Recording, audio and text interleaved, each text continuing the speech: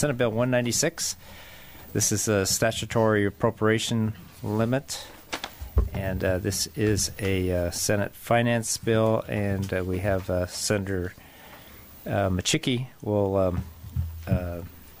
give us an overview of the bill. Mr. Chairman, the state of Alaska relies on a single commodity to fund more than 85% of our government services. And with declining production and lower prices, or stable production and lower prices, Alaska continues to face a significant budget deficit. As you know, it's what we've talked about the last 4 or 5 years. We've cut the operating and capital budgets by over $3 billion in the last 4 fiscal years, but we've continued to draw from our savings accounts to fill the gap between revenue and expenditures. Senate Bill 196 sets a $4.1 billion statutory limit on how much the legislature can appropriate every year with regard to agency operating budget expenses. In a moment, I'll talk about why that's important. The limit would be adjusted annually for inflation. The appropriation limit does not apply to appropriations for the payment of permanent fund dividends, capital projects, state debt obligations, and receipt-supported services such as receipts of the Alaska Marine Highway System, or DGF, if you will. We must control our spending in order to refill our savings accounts and sustain the programs Alaskans rely on in their everyday lives. Senate Bill 196 is the needed framework to help guide the governor and the legislature through the budget-making process.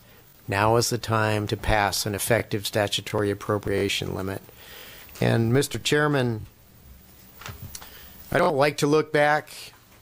The legislature did a fine job on significant savings, but when revenues were very high, we spent $1 or $2 as well. I believe in front of you, you have a chart that we have provided from legislative finance, and there are 2 lines on that chart.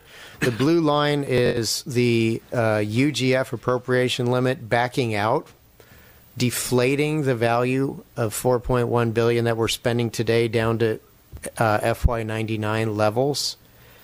The green line is starting at the actual FY99 spend and inflating with Anchorage CPI.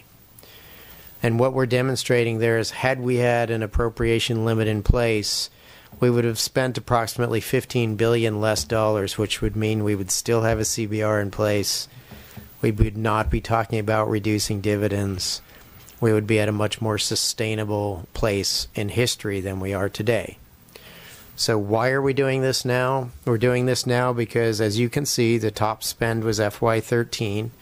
We have brought that down to levels that are closer to the 08-09 spending. However, if we don't set an appropriation limit moving forward, we're going to find ourselves in the same position.